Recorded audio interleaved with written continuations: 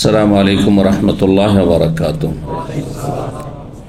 इन्नल हम्दुलिल्लाह नहमदुहु व नस्तईनुहु व नस्तगफिरुहु व नऊज़ु बिल्लाहि मिन शुरूरि अनफुसिना व मिन सय्यिआति अमालिना। मन यहदिहिल्लाहु फला मुदिल्ल लहु व मन युद्लिल फला हादिय लहु व अशहदु अन ला इलाहा इल्लल्लाहु वहदहु ला शरीका लहु व अशहदु अन्ना मुहम्मदन अब्दुहु व रसूलुहु सल्लल्लाहु तआला अलैहि व अला आलिहि व सहबिहि व सल्लम तस्लीमन कसीरा। अम्मा बाद फ़क़द क़ाल इमामुल बुख़ारी रहमहुल्लाहु तआला बाबुल खुतबह क़ाल हद्दसना क़बीसतु क़ाल हद्दसना सुफ़ियानु अन ज़ैद इब्न अस्लम क़ाल समिअतु इब्न उमर रज़ियल्लाहु तआला अन्हुमा यक़ूल जाअ रजुलान मिनल मशरिक़ि फ़ख़तबा फ़क़ाल नबी सल्लल्लाहु अलैहि वसल्लम इन्ना मिनल बयानि लसिहरा। মহান আল্লাহর সমস্ত প্রশংসা, সালাত এবং সালাম নাযিল হোক প্রিয় নবী মুহাম্মদ রাসূলুল্লাহ সাল্লাল্লাহু আলাইহি ওয়াসাল্লাম। আজ জুমাবার 11ই জিলকাদা 1446 হিজরি মোতাবেক 9 মে 2025 আমাদের ধারাবাহিক আলোচনা সহিহুল বুখারীর বিবাহ পর্ব নম্বর 14। ইমাম বুখারীর এই বিবাহ পর্বের অধ্যায় নম্বর 48 থেকে আজকে শুরু করব। হাদিস নম্বর 5146 থেকে শুরু হবে। বিষয়বস্তু ইমাম বুখারী রাহিমাহুল্লাহ বলছেন বাবুল খুতবাতে, এই অধ্যায় হচ্ছে খুতবা সম্পর্কে। খুতবা মানে বক্তব্য, বক্তৃতা, ভাষণ, যাই বলেন না কেন, এ হচ্ছে খুতবার অর্থ। খুতবা মানে মা ইউখাতাবু বিহি, যা দিয়ে মানুষকে, সামনের জনগণকে সম্বোধন করা হয়, খেতাব করা হয়। খেতাব, লেকচার, বক্তব্যের ক্ষেত্রে উর্দু ভাষাতে ব্যবহার হচ্ছে। যে ফলা খেতাব ফরমা রহে, খেতাব মানে সম্বোধন করা, অ্যাড্রেস করা। তো খুতবা মানে মন্ত্র পাঠ নয়। এটা এই জন্যই বলছি যাতে বুঝে নেন যে অনারব জাতির মাঝে আরবি ভাষায় জুমার খুতবা আর ঈদের খুতবা এটা দলিল সম্মত না, যুক্তিসম্মত না। এটা খুতবার উদ্দেশ্যের বাস্তবায়ন করে না। খুতবার উদ্দেশ্য হচ্ছে, ও শাব্দিক অর্থই হচ্ছে খেতাব মানে সম্বোধন করা। আর সম্বোধন সামনের মানুষগুলিকে তখনই হয় যখন তাদের বোধগম্য ভাষায় কথা বলা হয়, তারা যে ভাষা বুঝে সেই ভাষায় কথা বলা হয়। বুঝছেন না কথা? আরবি ভাষায় বাঙালি জাতির সামনে জুমার খুতবা, ঈদের খুতবা, কেরালাদের সামনে, উর্দুদের সামনে, ভারত পাকিস্তানে আরবি ভাষায় খুতবা এটা মন্ত্র পাঠ। যেমন হিন্দুদের মন্দিরে সংস্কৃত ভাষায় মন্ত্র পাঠ হয়, বোঝার জন্য নয়, পুজো পাঠ করার জন্য। ইসলাম এইরকম মানুষের মন গড়া মানবরচিত ধর্ম নয়। ইসলাম হচ্ছে দলিল ভিত্তিক দিন, যুক্তি ভিত্তিক দিন। ইসলাম মানুষের সুস্থ বিবেক পরিপন্থী ধর্ম নয়। বোঝা গেছে না? এটা সুস্থ মস্তিষ্ক সম্পন্ন মানুষ যে বুঝে, তাকে বোঝা উচিত যে খুতবার উদ্দেশ্য কি। প্রতি সপ্তাহে অন্তত যারা দুনিয়া নিয়ে ব্যস্ত আছে, বাধ্যতামূলক কিছু দিনের জ্ঞান তাদের দিয়ে দেওয়া হবে। না হইলে সারা বছর কেন, সারা জীবন কোনো ইসলামিক লেকচার আসবে না, মসজিদে দর্শ হইলেও আসবে না, জলসা মাহফিল হইলেও আসবে না, কখনো আসবে না যারা দুনিয়া নিয়ে ব্যস্ত আছে। তাহলে তাদেরকে আপনি দিনের জ্ঞান দেওয়া যে ফরজ, ফরজে আইন কখনো কখনো কখনো ফরজে কিফায়া, দুটো ছাড়া সুন্নত মুস্তাহাব নয়। দিনের জ্ঞান দেওয়া জাতিকে, যারা জানে তাদের ওপর হয় ফরজে আইন যে আপনার ছাড়া কেউ নেই, ওখানে জ্ঞান দেওয়ার মতো।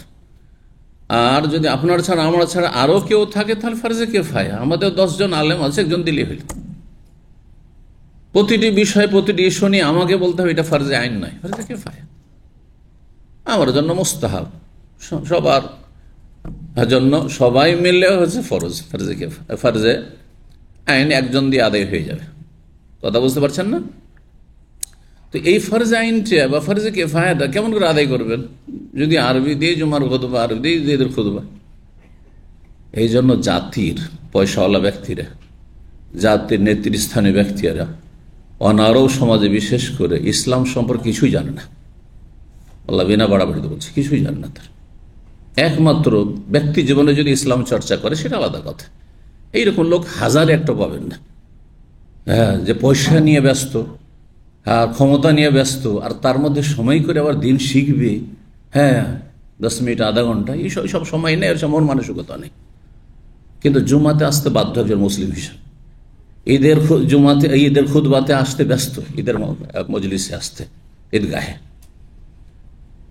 বাধ্য, সেখানে ব্যস্ততা দিয়ে চলবে না। সুতরাং সেখানে কি জুতো দিনের জ্ঞান দিয়ে দেন?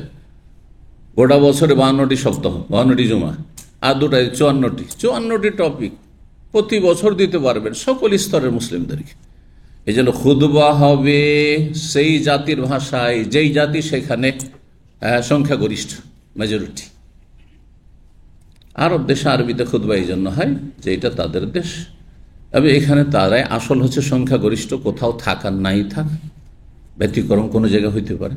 হ্যাঁ, এই জন্য ক্যাম্পগুলিতে একটা সুযোগ আছে যে আরবি ছাড়া অন্য ভাষাতে খুতবা দিতে পারেন।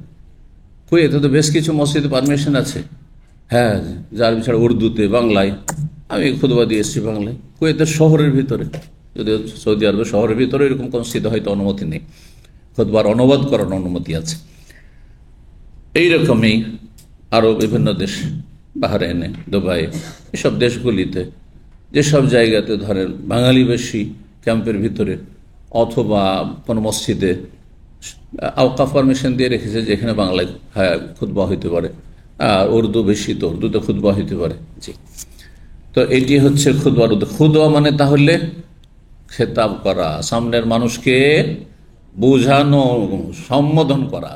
জি, এখন খুতবা ভাষণ নবী সাল্লাল্লাহু আলাইহি সাল্লাম দিতেন প্রয়োজনে, মানে যে কোনো প্রয়োজনে শুরু করতেন কি দিয়ে? খুতবা দিয়ে। যেই খুতবার কিছু মৌলিক বিষয় রয়েছে যেগুলি অবশ্যই হইতে হবে, যেমন আল্লাহ রাব্বুল আলামিনের প্রশংসা, গুণগান। হ্যাঁ, সূরা ফাতিহা শুরু হয়েছে আল্লাহর গুণগান দিয়ে, তাই না? আল্লাহর প্রশংসা দিয়ে শুরু হয়, ইন্নাল হামদালিল্লাহি নাহমাদুহু ওয়া নাস্তাইনুহু ওয়া নাহমাদুহু ওয়া নুসাল্লি আলা রাসূলিল কারীম আলহামদুলিল্লাহ ওয়াসসালাতু ওয়াসসালামু, এইভাবে আল্লাহর হামদ ও সানা দিয়ে শুরু হবে। এটা জরুরি, এছাড়া খুতবা জায়েজ নাই। রাসূলুল্লাহ সাল্লাল্লাহু আলাইহি ওয়াসাল্লামের ওপর সালাত ও সালাম হইতে হবে, হ্যাঁ, শুরুতে শেষে দুই দিকে হইলে ভালো, না হলে কমপক্ষে একবার হইতে হবে। এই জন্য হ্যাঁ, ওয়া আশহাদু আন্না মুহাম্মাদান আবদুহু ওয়া রাসূলুহু সাল্লাল্লাহু, তারপরে সাল্লাল্লাহু আলাইহি ওয়া আলা আলিহি ওয়া সাহবিহি ওয়া সাল্লাম তাসলিমান কাসীরা, বলছেন না? জি, শেষখানে সালাত পড়ছেন খতিবরা, খেয়াল করে দেখবেন। আর তাতে কিছু আয়াত হইতে হবে, কারণ খুতবা দিচ্ছেন আপনি, দ্বীনি ভাষণ দিচ্ছেন। খুতবা মানে ভাষণ, বক্তৃতা, দ্বীনি বক্তৃতা, রাজনৈতিক বক্তৃতা নয়। আর এই পয়সার, হ্যাঁ, আর এটা ইকোনমি নিয়ে, অর্থনীতি নিয়ে বক্তব্য নয়, এটা দিন নিয়ে বক্তব্য দিচ্ছেন। সুতরাং আয়াতে কোরআনই হইতে হবে কিছু, হ্যাঁ, সেটা পাঠ করেই চলে যেতে হবে, জরুরি নয়। সেটা তর্জমা যদি না বুঝে তাহলে তর্জমা তফসির সহ পড়তে হবে। কারণ অনেকে আমাদের দেশে, আমাদের আলেদিস ভাইরা, ওই একটা হাদিসে সূরা কাফ আমি মুখস্থ করেছি জুমার খুতবা থেকে, প্রতি সপ্তাহে সূরা কাফের ওই আয়াত, আর সূরা কাফ, তারপর হাদিস আর সূরা কাফ মুখস্থ করেছে, গোটা সূরা কাফের কথা আছে, কিন্তু একটা রুকু পড়বে। এটা আংশিক সুন্নত পালন হচ্ছে, বোঝার চেষ্টা করতে বিষয়গুলি। আমরা নিজেদেরও যদি কিছু বুঝতে ঘাটতি থাকে সেগুলিকে সংশোধন করতে হবে। হাদিসে সূরা কাফ আমি মুখস্থ করেছি নবী সাল্লাল্লাহু আলাইহি ওয়াসাল্লামের জবান মোবারক থেকে খুতবায়, তো সূরা কাফ মানে গোটা সূরা কাফ নাকি এক রুকু? আপনি এক রুকুতে কেন সীমিত করলেন? তাহলে আংশিক সুন্নত হইল। তারপরে আরবদের মাঝে কোরআন তেলাওয়াত করলেই সম্বোধন হয়ে যায়, কারণ বুঝছে মাতৃভাষায় তাদের, তারা যে ভাষায় কথা বলছে কোরাইশ, ওই ভাষা দিয়ে কোরআন নাযিল হচ্ছে। আলাদা করে তরজমা তাফসীর করার প্রয়োজন আছে? কিন্তু বাংলা ভাষী সামনে, অত উর্দু ভাষাভাষী, আর শুধু আপনি সূরা কাফের আয়াত পড়ে রেখে দেবেন, কি বুঝলো? সূরা কাফ যে পড়তে রাসূলুল্লাহ সাল্লাল্লাহু আলাইহি ওয়াসাল্লাম জুমার খুতবায়, তারও একটা রহস্য আছে। তাতে কিয়ামতের কথা রয়েছে, হ্যাঁ, তাতে হাসর নাসর কথা রয়েছে, তাতে যেই সব আকীদার বিষয়গুলি রয়েছে, এগুলি জুমার দিনে ঘটবে, এগুলি, হ্যাঁ হ্যাঁ, সৃষ্টির সূচনা ইত্যাদি। তো তাহলে এটা স্মরণ করিয়ে দেওয়া যে আজকে জুমার দিন, এই জুমার দিন এই হয়েছে, এই হবে, কিয়ামত হবে, হ্যাঁ, দুনিয়া ধ্বংস হবে, ইত্যাদি ইত্যাদি, হাসর নাসর হবে। তো এইসব বিষয়গুলি রয়েছে আসলে। তো খুতবা আর খুতবাতে মূল বিষয়বস্তু যেটা হবে সেটা হচ্ছে একটা বিশেষ বিষয় নিয়ে, আর সেটা যদি সমসাময়িক হয়, হ্যাঁ, এখন যে সময় চলছে, যে আলোচনা প্রয়োজন, হজের সময় হজ, রমজানের সময় রমজান, রমজানের শেষ দিকে, তাহলে এখন লাইলাতুল কাদের শেষ দশক, তাই না? হ্যাঁ, যেই সময়টাই যেই রকমের রোগ সেই সময় সেই রকম। আর এছাড়াও সাধারণ সময়গুলিতে সাধারণ যে কোনো আলোচনা হইতে পারে, কিন্তু বিষয়ভিত্তিক একটা আলোচনা হবে। খুতবা এত লম্বা নয় যে আজকালকার মাহফিলের জলসার মতো, যেহেতু পয়সা নিয়ে খতিব আসছে সেই জন্য 1 ঘন্টার খুতবা। হ্যাঁ, না না, আবার ওই 5 থেকে 7 মিনিট 8 মিনিটের শেষ যে কিছু খতিবরা করছে, হ্যাঁ, অন্য ভাষাভাষী, সেটাও একেবারে কোন রকম জায়েজ আদায় হচ্ছে, ফরজ আদায় হচ্ছে। কিন্তু এটা এত সংক্ষেপ হওয়াটাও বাঞ্ছনীয় নয়। এফরাতে মোতাফরিত, ছাড়াছাড়ি, বাড়াবাড়ি। খুতবা যদি 20 মিনিট থেকে 30-35 মিনিটের মধ্যে সীমিত থাকে, এটা হচ্ছে মধ্যম পন্থা অবলম্বন করা। কারণ রাসূলুল্লাহ সুন্নত হচ্ছে সালাতকে লম্বা করা, দীর্ঘায়িত করা জুমার, আর খুতবাকে কেসারুল খুতবা হাদিস রয়েছে, খুতবাকে ছোট করা। সুতরাং খুতবা ছোট মানে 7 মিনিট 10 মিনিট নয়, আর খুতবা এত লম্বা নয় যে আপনার লেকচার হয়ে গেল একবারে 1 ঘন্টা 50 মিনিট থেকে 1 ঘন্টা। শুনতে শুনতে মানুষ বিরক্ত, কি দিলেন শুরুতে শেষ পর্যন্ত কিছুই বুঝল না, ঘুমাচ্ছে শুধু। কিন্তু যদি আধা ঘন্টার মধ্যে আপনি চুমুক কথাবার্তা বলতেন তো মানুষ উপকৃত হইতো, বিরক্তি আসতো না। আর নানা মানুষের সবাই এখানে জমা হয়েছে, জুমাতে তো সবাই জমা হচ্ছে, অনেকে বাইরে বসে থাকছে রোদরে, হ্যাঁ, কষ্টে আছে, গরমে আছে। সুতরাং আপনাকে সব দিকটা খেয়াল রাখতে হবে। আল্লাহ বোঝার তৌফিক দান করুন। কথা লম্বা হয়ে যাচ্ছে। খুতবা রাসূলুল্লাহ সাল্লাল্লাহু আলাইহি ওয়াসাল্লাম যে কোনো প্রয়োজনে পাঠ করতেন, এটা হচ্ছে বিষয়। তার মধ্যে একটি গুরুত্বপূর্ণ হাজত মানে প্রয়োজন। হাজাত মানে কি? আবার আমার দেশে হাজাত মানে পেশাব পায়খানা যাওয়া, তাই না? আবার ওইটা বুঝিয়েন না, এটা দেশি কথা, বুঝছেন না? এটা আমাদের হুজুরদের কথা। কোথায় গেছে? ভদ্র ভাষা কাজাই হাজত হয়ে গেছে। হ্যাঁ, যেমন কিছু আঞ্চলিক ভাষাতে আমাদের দেশে আছে বাড়ির বাইরে গেছে, মানে বা পিছন দিয়ে গেছে, হ্যাঁ, এসব আছে ওই রকম। তো কথা হচ্ছে যে হাজাত মানে প্রয়োজন, আরবি ভাষা হাজাত মানে প্রয়োজন। জি, তো বিবাহ সাথী একটা প্রয়োজন, আর বিবাহ সাথী একটা ভালো কাজ, গুরুত্বপূর্ণ একটি। আম্বিয়া রাসূলুল্লাহ সুন্নাত আদায় করছেন, যখন এই কাজটি সম্পাদন করছে বিবাহ বন্ধন, তাহলে তার আগেখানে একটু বরকত হাসিল করেন, যাতে মজলিসটা বরকতপূর্ণ হয়। আর বরকত হয় আল্লাহর হামদোসানা গুণগান করলে, বরকত হয় রাসূলুল্লাহ সাল্লাল্লাহু আলাইহি ওয়াসাল্লামের জন্য দোয়া করলে, সালাতু সালাম দরুদ সালাম পেশ করলে, বোঝা গেছে না? হ্যাঁ, সুন্নতি খুতবা, খুতবাতুল হাজা পাঠ করলে। তাই রাসূলুল্লাহ সাল্লাল্লাহু আলাইহি ওয়াসাল্লাম যে কোনো প্রয়োজনে খুতবাতুল হাজা পাঠ করতেন, শুধু বক্তব্যের সময় নয়। আজকাল তো বক্তারা বক্তব্যের সময়ও বানানো খুতবা পড়ছে, খুতবাতুল হাজা পড়ে না। আমি ব্যক্তিগত আলহামদুলিল্লাহ আমার লাইফে আজকে 27 বছরই শুধু আমামা হচ্ছে, আমি এটাকে মোটামুটি ধরে রেখেছি। যদি এমন সময়ের দাবি না থাকে যে খুব সংক্ষেপ করতে হবে, তাহলে সংক্ষেপে খুতবা পড়ি না, খুতবাতুল হাজা পড়ি। আমি খুতবাতুল হাজা পড়ি পুরোপুরি আয়াতগুলি সহ, সবচেয়ে ভালো, পারফেক্ট। যদি দেখি যে না একটু সংক্ষেপের প্রয়োজন রয়েছে, তখন হয়তো 3টি আয়াত পাঠ করলাম না, কিন্তু খুতবাতুল হাজাটা পড়লাম। খুতবাতুল হাজার সাথে 3টি আয়াত তাকওয়া সম্বলিত আয়াত, যাতে তাকওয়ার কথা বারবার করে, আল্লাহ ভীরুতার কথা রিপিট করা হয়েছে। কারণ মানুষের তাকওয়া আল্লাহ ভীরুতায় মানুষকে সোজা করে দেয়। দুনিয়ার কোনো প্রশাসন সোজা করতে পারে না আমাকে আপনাকে, কিন্তু আল্লাহর ভয় আমাকে সোজা করে দিতে পারে, যে কোনো জায়গায় সোজা করে দিতে পারে।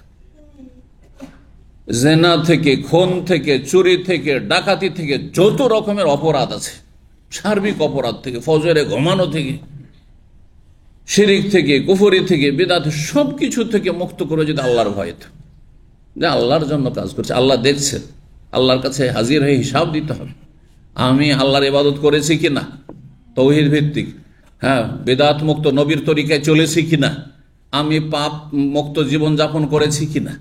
মানুষ জানুক আর নাই জানুক, মানুষকে দেখানোর উদ্দেশ্য না। তাকওয়া মানুষের ইখলাস তৈরি করে দেয়। তাকওয়া না থাকলে, আল্লাহর ভয় নেই, সুতরাং সবকিছুই করছেন। যদি নামাজও পড়ছেন তো দুনিয়ার স্বার্থে, রোজা রাখছেন তাও দুনিয়ার স্বার্থে, সেন্টারে আসেন তাও দুনিয়ার স্বার্থে, কারণ তাকওয়া নেই। কিন্তু তাকওয়া যদি থাকে তাহলে লিল্লাহিয়াত আছে, লিল্লাহিয়াত আছে, সব আল্লাহর জন্য করছি। আমার মানুষকে জানাবার কোনো প্রয়োজন নেই, হ্যাঁ, মানুষকে দেখাবার কোনো প্রয়োজন নেই। আর মানুষের কাছে আমাকে ভালো মানুষ হওয়াটা এটা আমার উদ্দেশ্য নয়, রবের কাছে ভালো মানুষ হইতে হবে। এই জন্য এই রহস্যের কারণে খুতবাতুল হাজাতে 3টি এমন আয়াত পড়া মুস্তাহাব সুন্নাত, ওয়াজিব ফরজ নয়, যেগুলিতে বারবার ইত্তাকুল্লাহ ইত্তাকুল্লাহ ইত্তাকুল্লাহ বলা হয়েছে। জি, তো এখন বিয়ে শাদীর মজলিসে যখন বিয়ে হতে যাচ্ছে আগে তাহলে বরকত হাসিল করেন, কারণ আল্লাহর বিসমিল্লাহ বা আলহামদুলিল্লাহ যদি না বলা হয় কোনো মজলিসে, আল্লাহর যদি গুণগান প্রশংসা না করা হয়, সেই মজলিসে বরকত হয় না। এই মর্মে কিছু হাদিস আছে, যদিও হাদিসগুলো একটু দুর্বল, কিন্তু সবগুলি মিলে মাসলাটি প্রমাণিত হয় যে কোনো মজলিসে, যে কোনো মজলিসে, এমনকি খাওয়া দাওয়ার মজলিসে, যেখানে পার্টি করতে বসছেন, 10 জনকে দাওয়াত দিয়েছেন আপনার বাড়িতে, শুধু দুনিয়ার আলোচনা শুরু থেকে শেষ পর্যন্ত, এসব মজলিসে বরকত নাই। না এইসব খাওয়া দাওয়ায় বরকত আছে, না এইসব রাত জাগরণে বরকত আছে, কিছু বরকত নাই। কিন্তু সেখানে যদি অল্প কিছু দিনের কথা হয়ে যায়, আল্লাহর নাম আসলো, আলহামদুলিল্লাহ যে আল্লাহ সব নিয়ামত দিয়েছেন, সামনে ভালো ভালো খাবার, বলে আলহামদুলিল্লাহ, হয়ে গেল, অন্তত বরকতের একটা কাজ হয়ে গেল। খাওয়া দাওয়া শুরু করে বিসমিল্লাহ বললেন, বরকতের কাজ হয়ে গেল। নবী সাল্লাল্লাহু আলাইহি ওয়াসাল্লামের কথা আলোচনা আসলো, সাল্লাল্লাহু আলাইহি ওয়াসাল্লাম, বরকতের কাজ হয়ে গেল। বিষয়গুলো মনে রাখবেন। আজকাল দুনিয়ার কোন গ্যাদারিং এ মুসলিমরা আল্লাহ, রসুল, আখেরাত, পরকাল, দিনের কথা আলোচনা করে না। ইল্লা মাশাআল্লাহ মুসলিম সামান্য কিছু দিনই ভাইরা হইতে পারে, তাও ব্যতিক্রম, শুধু হ্যাঁ হ্যাঁ হ্যাঁ হাসি খুশি, আমোদ ফুর্তি, বিনোদন সব করে চলে গেল। কি করলেন আপনি? আপনার এই বসায় কোনো বরকত নেই। আরে বিচে বসলেন, পার্কে বসলেন, যেখানে বসেন, ছেলে মেয়ে নিয়ে, ছেলে মেয়ে খাওয়া দাওয়া করছে আর একটু খুশি করছেন, বিনোদন, তার মধ্যে আল্লাহর হামদোসানা করেন, শুকরিয়া আদায় করেন, নবী সাল্লাল্লাহু আলাইহি ওয়াসাল্লামের কথা একটু আলোচনা। নবী সাল্লাল্লাহু আলাইহি ওয়াসাল্লামের জীবনটা কেমন ছিল, তোমরা আল্লাহ কত নিয়ামত দিয়েছে। নবী সাল্লাল্লাহু আলাইহি ওয়াসাল্লাম খেজুর আর পানি খেয়ে ক্ষুধার তাড়নে ছটপট করে দুপুরবেলা বেরিয়ে গেছেন, কোন এক আনসারি বাগানে গেলেন, খেজুর, কয়েকটা খেজুর, রতাব খেজুর আর পানি খেয়ে তারপরে এই আয়াত পাঠ করছেন, সুম্মা লা তুসআলুন্না ইয়াওমাইযিন আনিন নাঈম। এই নিয়ামত সম্পর্কে কাল কিয়ামতে আল্লাহ জিজ্ঞাসা করবেন। ছেলে মেয়েদেরকে স্মরণ করান, আপনার বন্ধু মহলকে, আত্মীয় স্বজনকে স্মরণ করান যে এই যে নিয়ামত, এতগুলি আইটেম, আল্লাহ জিজ্ঞাসা করবেন না যেগুলো খেয়ে আল্লাহকে সন্তুষ্ট করেছ নাকি আল্লাহকে অসন্তুষ্ট করেছ। এখন খেয়ে দিয়ে গিয়ে নেকি করবে না গুনাহ করবে, খেয়ে দিয়ে ঘুমাবে ফজরে না ফজরে হক আদায় করবে রবের। এতে মানুষের সংশোধন হবে, সংস্কার হবে।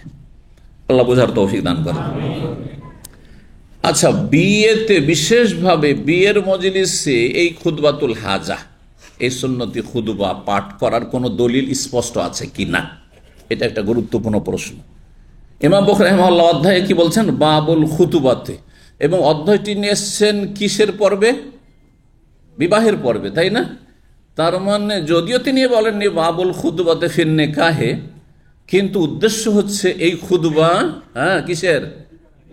বিবাহের পর্বে আমি যেহেতু নিয়ে এসেছি এই চ্যাপ্টারটি, অধ্যায়টি, সুতরাং বিবাহের মজলিসের সূচনা শুরু হবে কি দিয়ে?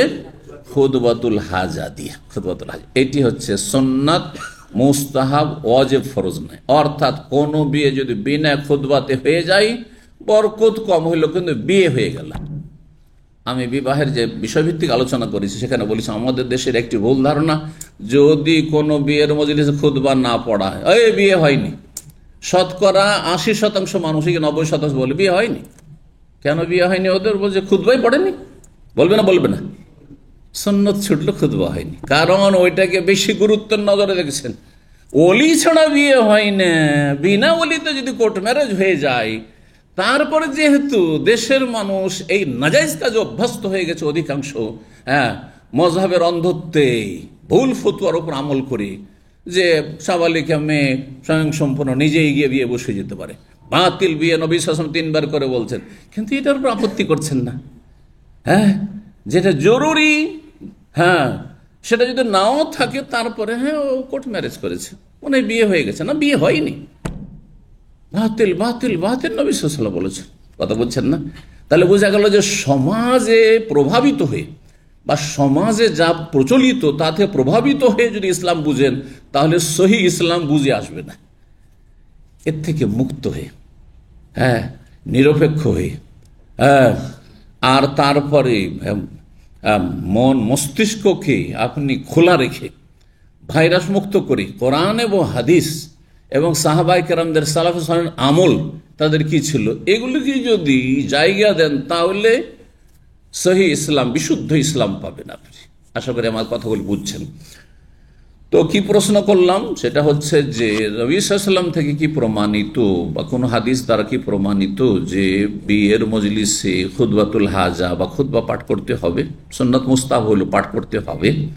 কিছু হাদিস আছে যে বিয়ে দিয়ে দিয়েছেন নবী সাল্লাল্লাহু আলাইহি ওয়াসাল্লাম, সেখানে খুতবার কোনো উল্লেখই নেই। এতবার হাদিসটি এসেছে কিন্তু খুতবার কোনো উল্লেখ নেই।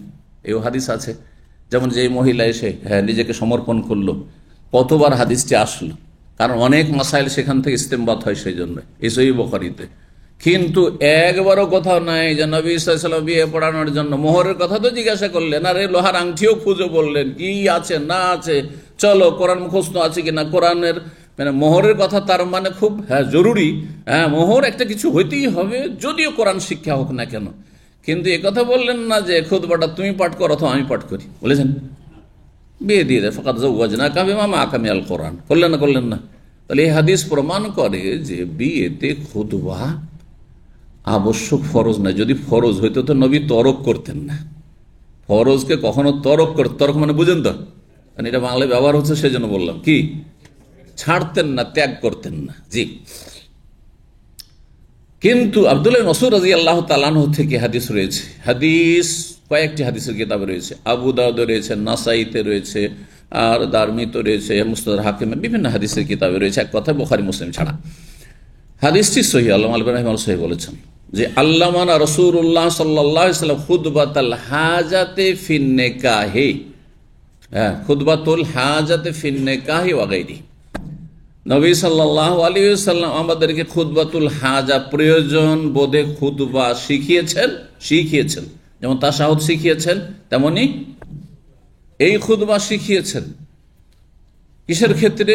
নিকাফিন নিকাহে, বিয়ের ক্ষেত্রে এবং অন্য ক্ষেত্রে, যে কোনো প্রয়োজনের ক্ষেত্রে। তার মধ্যে প্রয়োজন কোনো জায়গায় একটি আলোচনা করছেন, কোনো একটি মজলিসে কয়েকজন বসছেন, যে কোনো একটা বিচার সালিসে বসছেন, বিচার সালিস ধর সামাজিক বিচার সালিস, কোন খুতবা পাঠ হয়, অথচ এটা গুরুত্বপূর্ণ বিষয়, কিন্তু খুতবাতুল হাজা সেখানে হওয়া উচিত।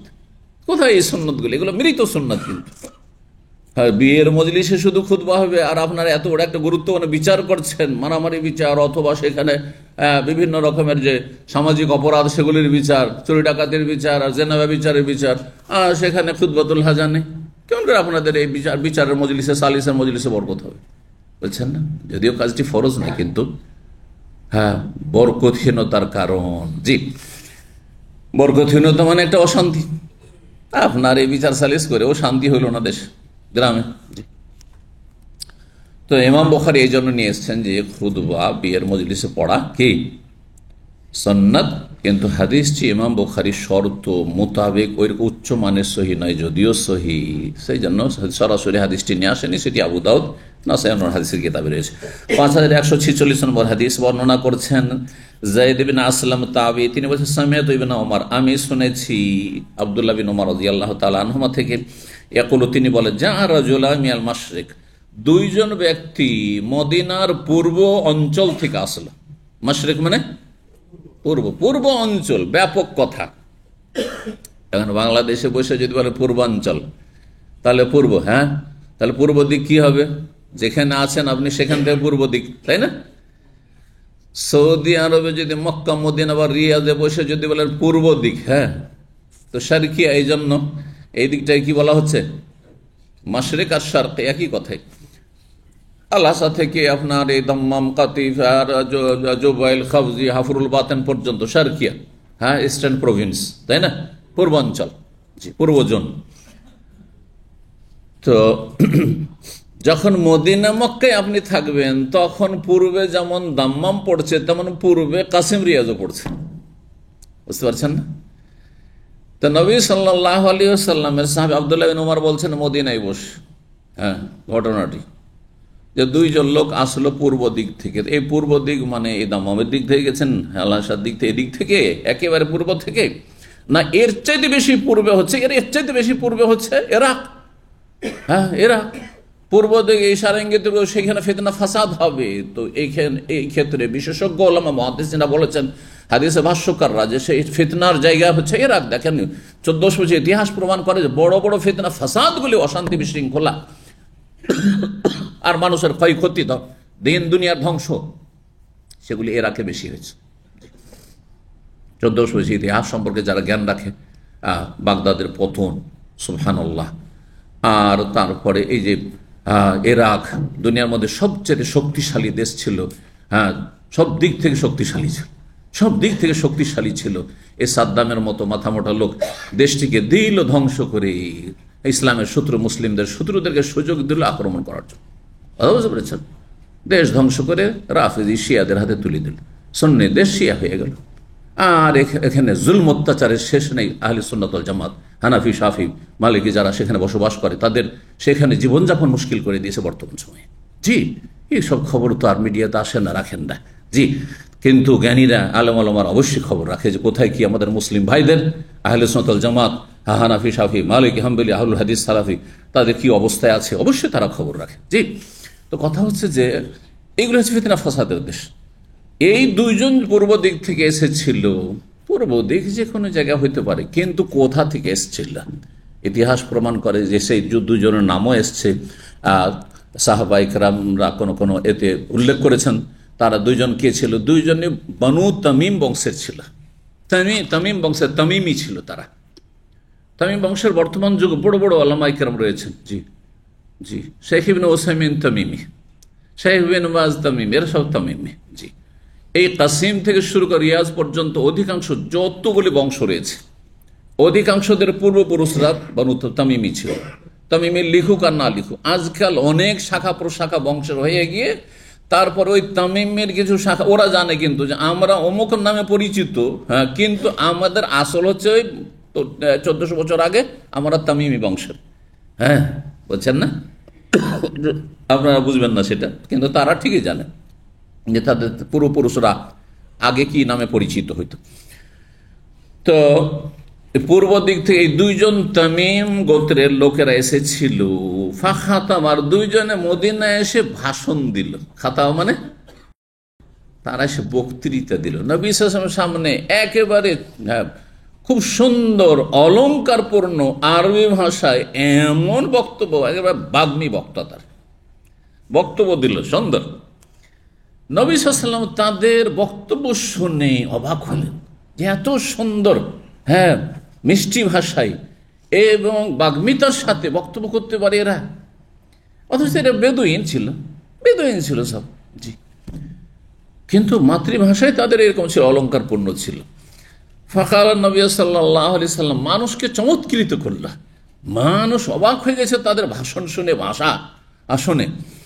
তখন নবী সাল্লাল্লাহু আলাইহি ওয়াসাল্লাম, ইন্না মিনাল বায়ানি লাসিহরা, বক্তব্যকে বায়ানও বলা হয়, বক্তব্যকে বায়ানও বলে। এখানে বায়ান বক্তব্য, এখান থেকে আমাদের দেশে বয়ান শব্দটি আছে।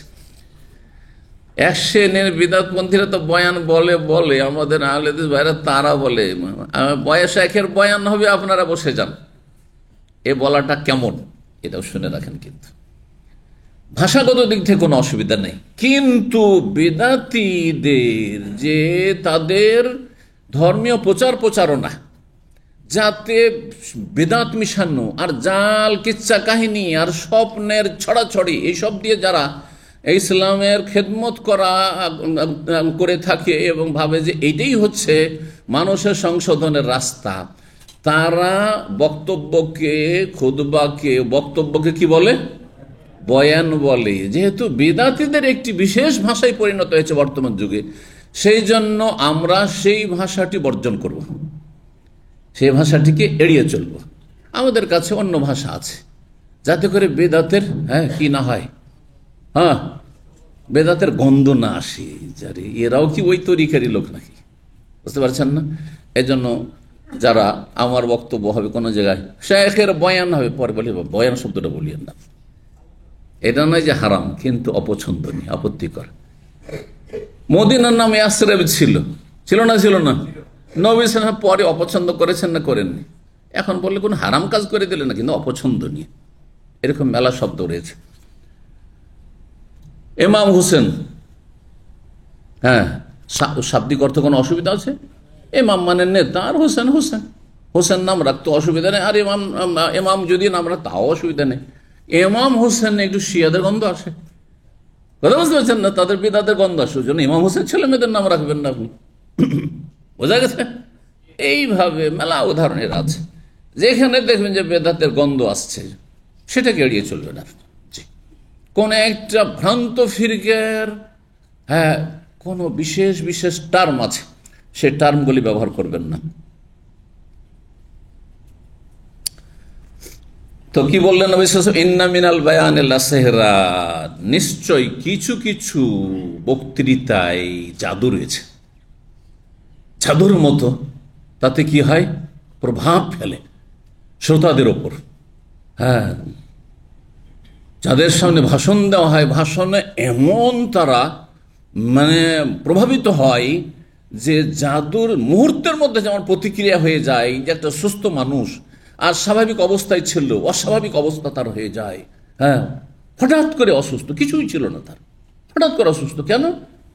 জাদুর প্রতিক্রিয়া শুরু হয়েছে তার শরীরে, মন মানসিকতায়, যে কোনো অঙ্গে হইতে পারে, গোটা শরীরে হইতে পারে, পরিবারে হইতে পারে, বাড়িতে হইতে পারে, ধন সম্পদে হইতে পারে, হঠাৎ করে পতন।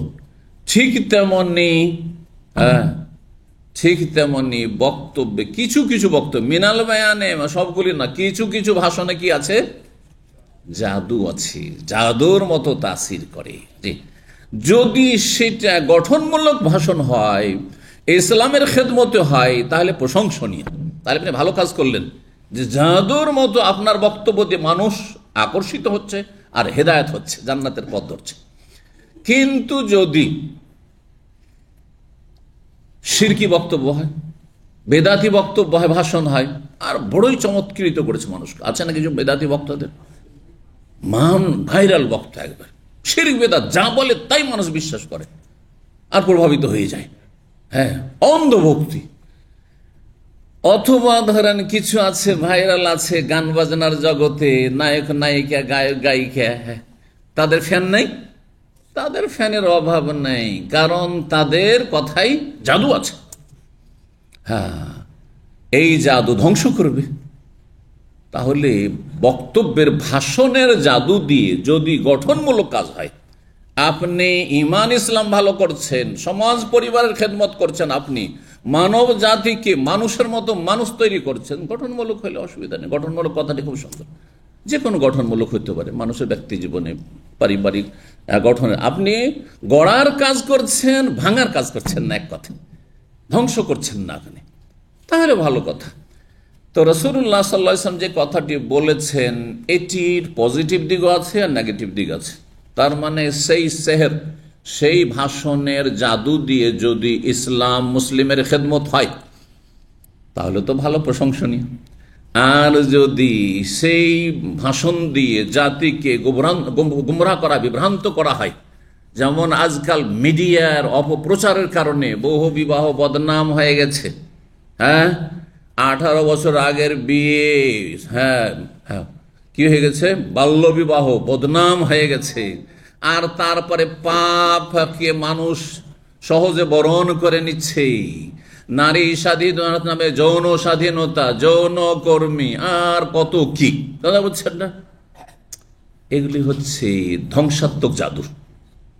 এই মিডিয়ার ভাষণগুলি হচ্ছে ধ্বংসাত্মক জাদু। আল্লাহ তাদের অনিষ্ট থেকে রক্ষা করুন এবং তাদের অনিষ্টকে তাদের মাঝে ফিরিয়ে দিন এবং তাদের অনিষ্ট দিয়ে তাদেরকে ধ্বংস করে আল্লাহ রাব্বুল আলামিন। জি, 49 নম্বর অধ্যায় বলছেন বাবু দারবি দুফি ফিন নিকাহ ওয়াল ওয়ালিমাতে। এই অধ্যায় হচ্ছে বিয়ে অথবা ওলিমাতে দফ বাজানো। দর মানে মারা, মানে মারতে হয়, মানে বাজানো আর কি, দফ বাজানো। দফ কাকে বলা হয়? দফ মানে ঢোল। শুধু ঢোল বললে হবে? কি বলতে হবে তাহলে? এক মুখা ঢোল, একদিকে। দুই দিক থেকে যদি বাজান তো এটা হারাম, কারণ এটা হচ্ছে যারা অসৎ লোকেরা গান বাজনা করে, তাদের এটা আদর্শ, এটা ইসলাম সমর্থন করে না। কিন্তু কিছু কিছু সময়গুলিতে, খুশির সময়, সেই সময়গুলিতে একদিকে ঢোল, যাতে ওদের মতো বাজে না, একদিকে শুধু দফ যেটা আরবরা ব্যবহার করতো সেটা জায়েজ, আবার যখন তখন নয়। কিন্তু এই জন্য কিছু কিছু জায়গায়, কোন জায়গাগুলোতে ইসলাম স্বীকৃতি দিয়েছে, কারণ আমরা এখানে যদি দফ বাজানো শুরু করি, জায়েজ না, জায়েজ হারাম। জিকির আজকার শুরু হয়েছে, সুবহানাল্লাহ, আলহামদুলিল্লাহ, ইলাহা ইল্লাল্লাহ, আর দফ বাজানো জায়েজ হারাম। দফও না জায়েজ, আর ওদের যে ঢোল আর নাচ গানের তালে যে জিকির, সেগুলি শয়তানি জিকির, সেগুলি শয়তানি জিকির। জি, তো দফ বাজানো তাহলে কোনখানে শরীয়ত আছে? খুশির জায়গায়। খুশির জায়গা একটা হচ্ছে ঈদ, ঈদের দিনে সাবালিকা মেয়েরা নয়, আর একটা শর্ত, কে? হাদিসা জোয়াইরিয়াত, মানে নাবালিকা মেয়েরা, কচি কচি কাছা, যারা এখনো সাবালিকা হয়নি, 5 বছর, 7 বছর, 8 বছর, 9 বছর, যাতে করে সাবালিকা না হয়। জি, তো জায়েজ বিয়ের সময়, ঈদের সময়, বিয়ের সময়, এই সময় এই ধরনের খুশি। তারপরে জেহাদের ময়দানে, লড়াইয়ের ময়দানে মুসলিমরা বিজয়ী হয়েছে, খুশির সময়, এই সময়গুলিতে, এইরকম খুশির মুহূর্তগুলিতে, বাকি অন্য সময় না। জি, তো এখানে বলা হয়েছে এইরকমই বিয়ের, আর বিয়ের সাথে সংশ্লিষ্ট যেসব কাজ, অলিমা, বিয়ে এক এক দেশে এক এক রকম রীতিনীতি আছে, সেগুলি ইসলামের সাথে সাংঘর্ষিক না হলে জায়েজ রয়েছে। যেমন কোন কোন জায়গায় আমাদের দেশে যেদিন বিয়ে হলো সেই দিনে অলিমা হয়ে গেল ওই মজলিস, আর তারপরে মেয়েকে উঠিয়ে নিয়ে চলে গেল, ওইটাই উঠিয়ে নিয়ে যাওয়া হলো, বাসর হয়ে গেল। আর এখানে 1 বছর 2 বছর আগে থেকে বিয়ে হয়ে থাকছে, মানে আগদের নেকা হয়ে গেছে, বিবাহ বন্ধন হয়ে গেছে, কিন্তু আসল বিয়ে হয়ে গেছে। কিন্তু যেটাকে এরা জওয়াজ বলছে, সেটা হচ্ছে ওই যে বাসর হবে যে রাতে, সেই রাতে ধুমধাম খাওয়া দাওয়া হবে কোনো ইস্তেরাহ কমিটি হলে, আর তারপরে তখন মেয়েটাকে উঠিয়ে নিয়ে যাবে। কথা বুঝতে পারছেন? জি, তো সেই দিনও হইতে পারে, অলিমার দিনেও হইতে পারে, সেই দফ বাজানো জায়েজ রয়েছে। কিন্তু কারা বাজাবে? এ পুরুষরা, অথবা সাবালিকা মহিলারা না। আসছে হাদিস 5147 নম্বর হাদিস। হাদিস বর্ণনা করছেন কালাত রোবাই বিনতে মুআউযিজ বিন আফরা, মুআউযিজ বিন আফরার কন্যা মেয়ে রোবাই। এ মুআউযিজ বিন আফরা একজন এমন যুবক ব্যক্তি যিনি আবু জাহালকে হত্যা করেছিলেন। কোথায়? বদরের যুদ্ধে। জি, আর তার ভাই, এই দুজন মিলে তাতে বিন মাসউদ শরীক ছিলেন। তাআলা জান নবী সাল্লাল্লাহু আলাইহি ওয়াসাল্লাম বলেছেন, নবী সাল্লাল্লাহু আলাইহি ওয়াসাল্লাম আসলেন একদিন তাদের বাড়িতে, ইয়াদখুলু, এসে প্রবেশ করলেন বাড়িতে, হিনা বনে আলিয়া, রোবাই বলছেন যেই দিন আমার বাসর হয়েছিল, বাসরের দিন, আর বাসরের দিনে অলিমা হটে সুন্নাত। বাসরের পরে বাসি অলিমা করছেন, এটিও সুন্নাত নয়। আর বিয়ের আগে অথবা বিয়ের দিনে দেখা দেখি নাই, শুধু লেখাপড়া হয়েছে আর করে নিলেন, জায়েজ আছে। কিন্তু উত্তম সুন্নত যেই দিন বর কনের দেখা সাক্ষাৎ হবে, অর্থাৎ বাসর হবে, সেই দিন অলিমা করা সুন্নত। জি, যাতে লোকেরা জানে যে আজকে তাদের কি হলো, দাম্পত্য জীবনের সূচনা হইল। আর দোয়া দেয় যেই দিন বনে আলাইয়া, মানে আমাকে নিয়ে ঘর করা হলো, শাব্দিক অর্থ, ঘর করা মানে বাসর হইল। ফাজালাসা আলা ফিরাশি, বলছেন রোবাই যে আমার বিছানায় বসে গেলেন রাসূলুল্লাহ কামাজলিসে কামিন্নি, যেমন একজনকে বলছেন যেমন আপনি বা তুমি বসে আছো আমার পাশে, তার এক নিকটাত্মীয় বলছে তুমি যেমন আর পাশে বসে আছো, একই বিছানায়, একদিকে আর এদিকে। সেই রকমের রাসূলুল্লাহ সাল্লাল্লাহু আলাইহি ওয়াসাল্লাম ওই মেয়েটি যেখানে বসে আছে বাসরের দিনে, সেই দিন তার বিছানায় গিয়ে বসে গেলেন। আশ্চর্য কথা, নবী সাল্লাল্লাহু আলাইহি ওয়াসাল্লাম মাহরাম না এ মেয়েটির, আর গিয়ে বিছানায় বসে গেলেন। প্রশ্ন উঠতে পারে না? ইসলামের শত্রুরা এইসব জায়গাগুলিতে সুযোগের সন্ধানে থাকে। এই জন্য আপনাদেরকে জেনে নিতে হবে এই হাদিসের ভাষ্য। রাসূলুল্লাহ সাল্লাল্লাহু আলাইহি ওয়াসাল্লাম যে বসেছেন এইভাবে, আত্মীয়তার সম্পর্ক যদি দেখা যায় তো না, আত্মীয়তার সম্পর্ক নেই, কারণ রোবাই ইনি হচ্ছেন আনসারিয়া, আত্মীয়তার এমন মাহরামের কোনো সম্পর্ক ছিল না। কেন বসেছেন তাহলে? কিভাবে বসেছেন? নন মাহরাম বসা এখানে ওলামারা দুটো জবাব দিয়েছেন, শুনে রাখা ভালো করে। একটি হচ্ছে মাঝখানে হয়তো পর্দা দেওয়া ছিল, পর্দা দেওয়া ছিল, পর্দার আড়ালে মেয়েটি বসে আছে আর বিছানার আর এক পাশে রাসূলুল্লাহ সাল্লাল্লাহু আলাইহি ওয়াসাল্লাম গিয়ে বসলেন। হতে পারে না? পারে না? ছোট ছোট রুমে যারা বসবাস করে দেখবেন ওই একই জায়গায় কি করছে, ফ্যামিলি নিয়ে আসছে, ওই একটা রুমে মাঝখানে একটা পর্দা দিয়ে দিয়েছে, ওইদিকে ওর ওয়াইফ আছে আর এদিকে দুটো মেহমান বন্ধু বান্ধব এসে খাওয়াচ্ছে। বলছে একই রুমে আমরা বসেছিলাম। বলবেন না যে একই রুমে বসেছিলাম, কিন্তু মাঝখানে পর্দা ছিল। বুঝতে পারছেন? পর্দা থাকলে অসুবিধা নেই। এখানে যদি আমরা মাঝখানে পর্দা দিয়ে দিই ওই পিলার থেকে, আর পেছনে মহিলারা বসে থাকে, নাজায়েজের কিছু আছে নাকি? জায়েজ আছে। যত দূরে রাখতে পারো তত ভালো। পাশে যদি রুম থাকে তো সেখানেই বসাবে, কিন্তু যদি পরিস্থিতি এমন হয় যে একই রুমে বসতে হচ্ছে, জায়েজ আছে। কথা বুঝতে পেরেছেন? দ্বিতীয় জবাব হচ্ছে যে হিজাব পর্দার বিধান নাযিল হয়েছে কোন সালে, কোন হিজরিতে, কে বলতে পারেন? অনেক বিলম্বে, কিন্তু ইসলামের মাসলা মাসাইল গুলি একবারে নাযিল হয়নি। মক্কায় 13 বছরের জীবন, নবুয়তি জীবন নবী সাল্লাল্লাহু আলাইহি ওয়াসাল্লাম, মক্কায় কিন্তু হিজাব পর্দা নাযিল হয়নি। তাহলে মক্কায় মুসলিম মহিলারা কিভাবে চলাফেরা করতো? শালীনতা ছিল। আজকালকার মানুষ মাথা খুলে, চুল খুলে আর পেট পিঠ খুলে চলাফেরা করতো না। শালীনতা হচ্ছে চেহারা খোলা আর হাত খোলা, কিন্তু এমনি মাথা শরীর ঢাকা থাকতো, চুল ঢাকা থাকতো, এইভাবে চলাফেরা করতেন। আর তারপরে মদিনায় আসলেন। মদিনায় এসে দীর্ঘ 5 বছর চলে গেল। 6ষ্ঠ হিজরিতে যায়েনাব বিনতে জাহশ রাদিয়াল্লাহু তাআলা আনহার সাথে নবী সাল্লাল্লাহু আলাইহি ওয়াসাল্লামের যখন বিয়ে হলো, সেই সময় কালে হিজাবের বিধান নাযিল হয়েছে। ইউদনিনা আলাইহিন্না মিন জালাবিবিহিন, এই আয়াত দিয়ে আল্লাহ হিজাব কি, যে জিলবাব লম্বা ওড়না যেন ঝুলিয়ে লটকে নেই। কোথায় লটকাইতে হয়? চেহারার উপর লটকাইতে হয়। এই জন্য চেহারার হিজাব নাযিল হয়েছে। তার আগে মহিলারা, মুসলিম মহিলা মাথা এমনি ঢেকে থাকতো।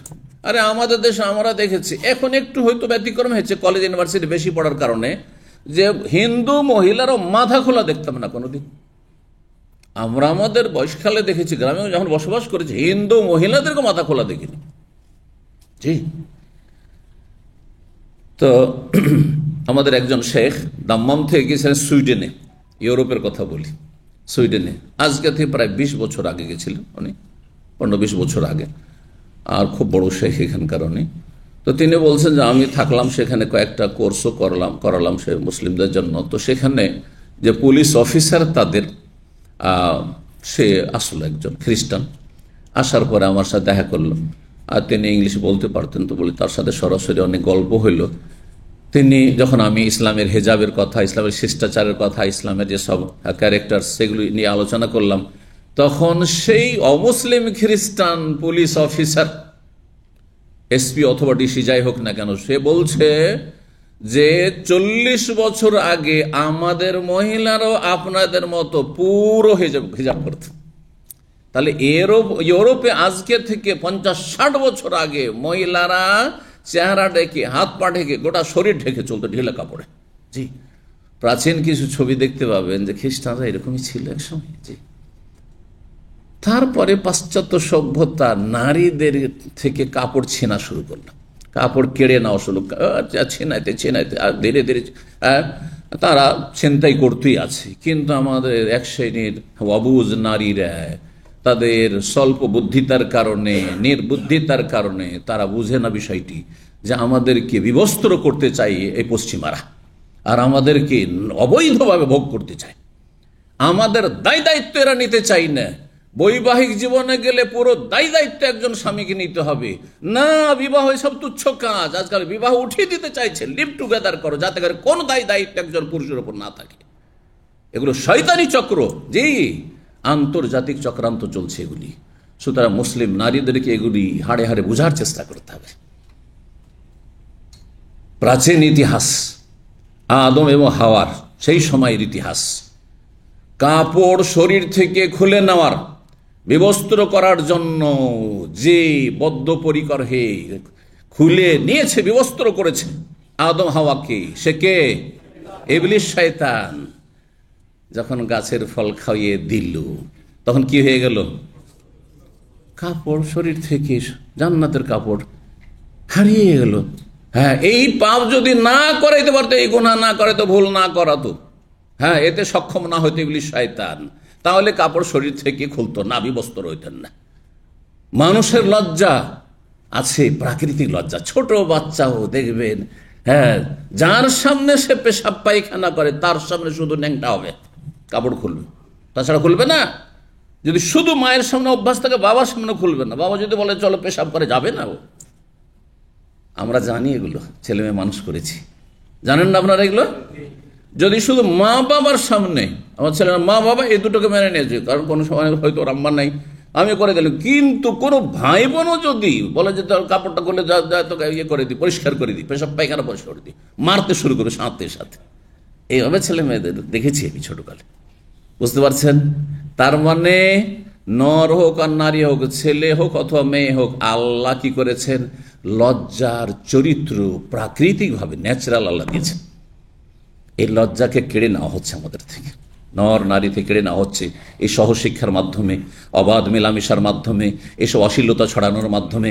আর বিবাহ এইসব তুচ্ছ কাজ, তোমার যাকে পছন্দ হয় তার সাথে, যতদিন পছন্দ হয় তার সাথে আমোদ ফুর্তি করো, তারপরে আবার তাকে আউট করে সেখান থেকে আবার তলাশ করো। এগুলো হচ্ছে পাশবিক জীবন, এগুলো হচ্ছে আপনার হিংস্র পশুদের জীবনযাপন। আল্লাহ এসব অনিষ্ট থেকে রক্ষা করুন। তো কি বলছিলাম, কি বলতে গিয়ে বললাম এই কথাগুলি।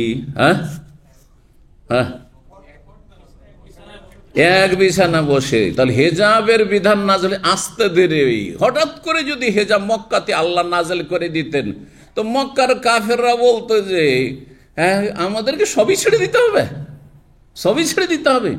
আর এ দেবদেবী ছাড়লাম, লাত হোবাল মানাতে সব ছাড়লাম, উজ্জা ছাড়লাম, আবার বলছে যে না আমাদের এইভাবে স্বাধীনভাবে চলতে পারবো না, না না সব মানবো না। করতো না।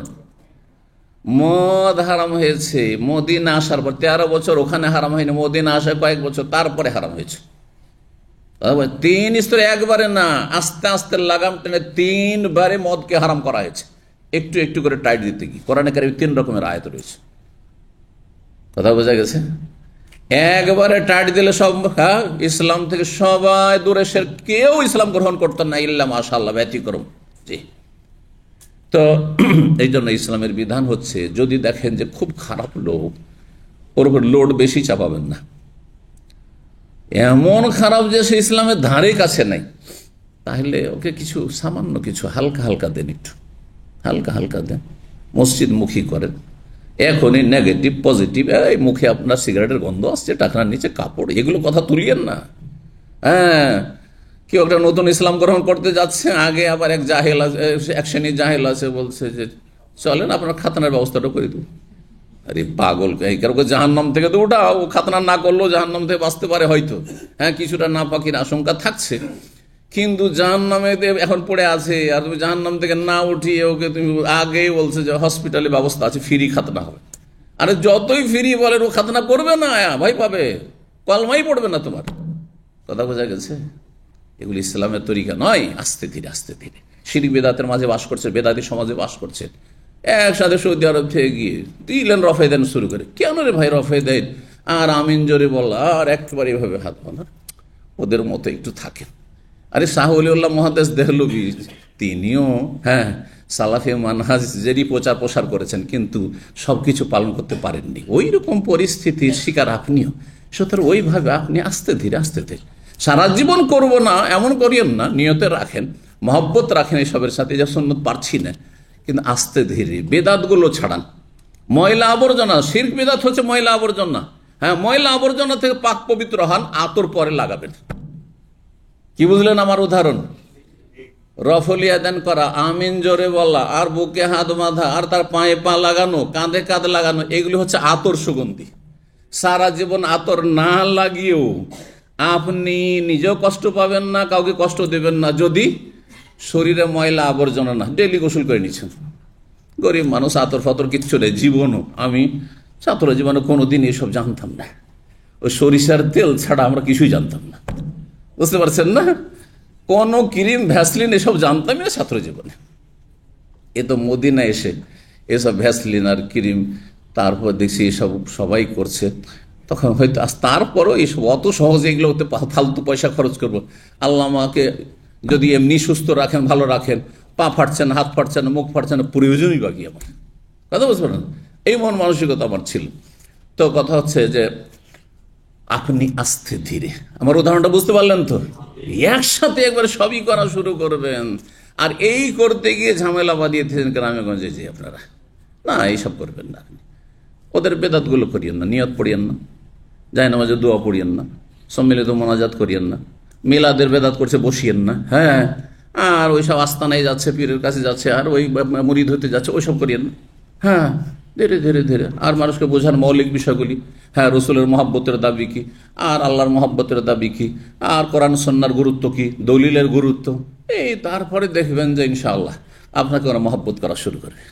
হ্যাঁ, কিছু লোক আছে যারা সুস্থ হতে চায়, রোগী কিন্তু সুস্থ হতে চায়, বেদাতি কিন্তু হ্যাঁ কোরআন সন্ন্যার দিকে আসতে চায়।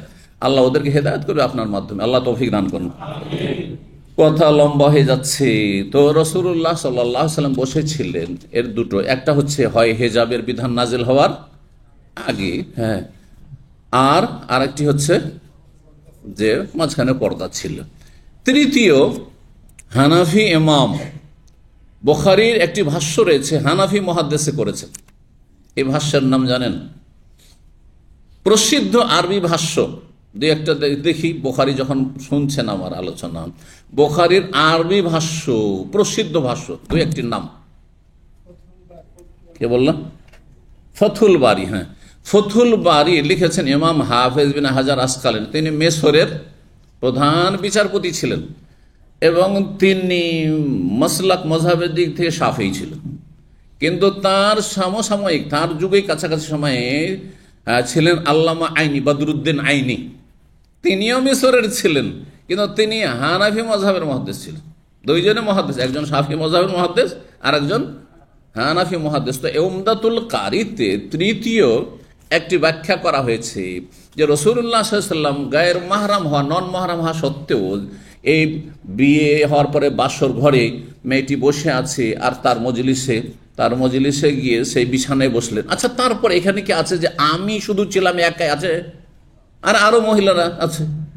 তো দুইজন তিনজন মহিলা কোথাও যদি বসে থাকে আর একজন পুরুষ সেখানে গিয়ে এক সাইডে বসে, তো এতে কি নাজায়েজের কিছু আছে? কারণ ফিতনার আশঙ্কা নেই, নির্জনতা হারাম। মাসলা বুঝছেন না? এই কথাটি তার সাথে শুনে নিলেন। তিনি কি বলছেন? আল্লামা আইনি রাহিমাহুল্লাহ, তিনি হানাফি মুহাদ্দিস, হানাফিদের মধ্যে মুহাদ্দিস কয়েকজনই রয়েছে, তার মধ্যে ইনি একজন মুহাদ্দিস, আর ইমাম তাহাবী রাহিমাহুল্লাহ, ইমাম মুহাম্মদ, এরা হচ্ছে মুহাদ্দিস। তো তিনি বলছেন যে হাযা মিন খাসাইসিহি সাল্লাল্লাহু আলাইহি ওয়াসাল্লাম, আল্লাহু মিন খাসাইসি রাসূলিল্লাহ সাল্লাল্লাহু আলাইহি ওয়াসাল্লাম, এটি হতে পারে নবী সাল্লাল্লাহু আলাইহি ওয়াসাল্লাম বৈশিষ্ট্য, তার জন্য খাস বিধান ছিল যে তিনি এভাবে বসতে পারেন, কিন্তু আমি আপনি পারি না, আমার জন্য সেটা ঠিক নয়, ফিতনার কারণ হয়তো, নবী সাল্লাল্লাহু আলাইহি ওয়াসাল্লাম ফিতনার কারণ। যেমন আমার আপনার জন্য কয়টি বিবাহ একসাথে করা যেতে পারে? 4, কিন্তু নবী জায়েজ ছিল, আনলিমিটেড জায়েজ ছিল। আমাকে আপনাকে হয়তো একজন স্ত্রীর হক আদায় করার ক্ষমতা দেওয়া হয়নি, আর দেওয়া হলে খুব বেশি 2 জন 3 জন, 4 জনের বেশি নাই, সেই জন্য 4 জন বেশি অনুমতি নাই।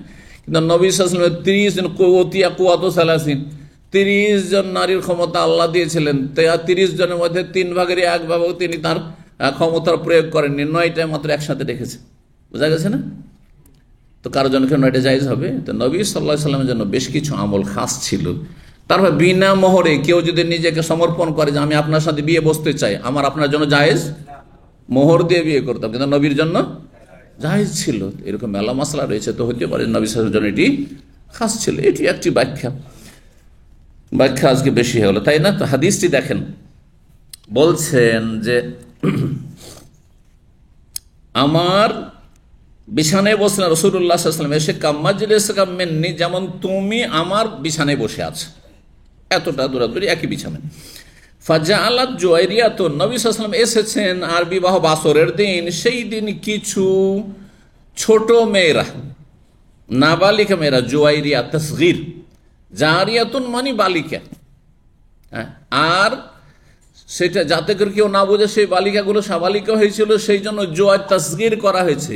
জি, বড় ছেলে হ্যাঁ ইবনুন, হ্যাঁ ইবনি, কিন্তু ছোট ছেলে ইয়া বোনাইয়া, তাসগীর হে বৎস, ছোট ছেলে নাবালক ছেলেদের ক্ষেত্রে। জি, ফাজাআলাত জুয়াইরিয়াতুন, তখন কিছু ছোট মেয়েরা আমাদের বংশের গোত্রের নানা, ইয়াদরিবনা বিদ্দুফ, দফ বাজাইতে শুরু করলো।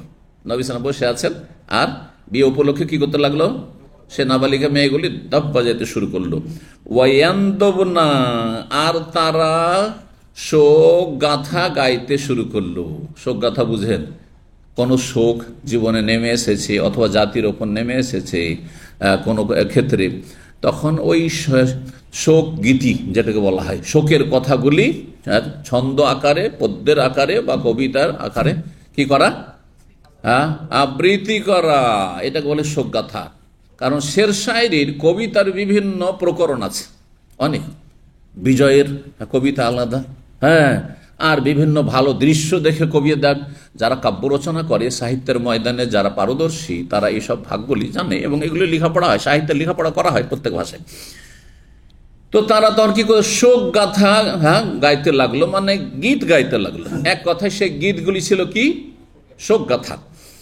তো তার একটা অংশ কি ছিল, মান কোতেলা মিন আবাই ইয়াউমা বাদরিন, যারা নিহত হয়েছে আমাদের পূর্বপুরুষদের মধ্য থেকে বদরের যুদ্ধে।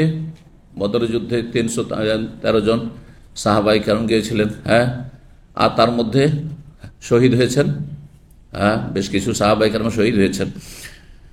তো বলছে ইজ কালাত ইহদাহুন্না মান কোতালা মিন আবাই ইয়াউমা বাদরিন, বলার পর আর একটা ছন্দ বলতে গিয়ে একজন মেয়ে তাদের মধ্যে নাবালিকা বলছে ওয়াফিনা নাবিয়ুন ইয়ালামু মা ফি গাদিন, আমাদের মাঝে একজন নবী অবস্থান করছেন বা মদিনায় আছেন আমাদের নবী, যিনি কালকের খবর জানেন। কি বলে ফেললো, কচি কাঁচা মেয়েরা অত আকীদা বুঝেন না, আবেগে মহব্বতে নবী যেমন তেমন নবী আমরা পাইনি, তিনি কালকের খবর রাখেন। ইয়ালামু, জানেন, মা ফি গাদিন, যে কালকে কি ঘটবে। কথা ঠিক না শিরকি কথা? কিন্তু বুঝা গেল যে অজ্ঞাতবশত না জেনে যদি শিরকি কথাও কেউ বলে দেয় তাহলে আল্লাহ ধরবেন না, তবে যারা আশেপাশে আছেন তাদের কি করে দিতে হবে, সংশোধন করে দেওয়া ফরজ। সাথে সাথে নবী সাল্লাল্লাহু আলাইহি ওয়াসাল্লাম ছাড় দিলেন না, যে চলো নাবালিকা বুঝেন না, হ্যাঁ, লিসা বুজুরা চলবে এগুলো। কিছু লোকের এইসব করে না, আমি মুশকিল, হাজা বুজুরা চলবে। আরে বজুরা তো আপনি তো বজুরা না, আপনি দেখছেন চোখের সামনে, এই অপরাধগুলি সংশোধন করাইতে হবে।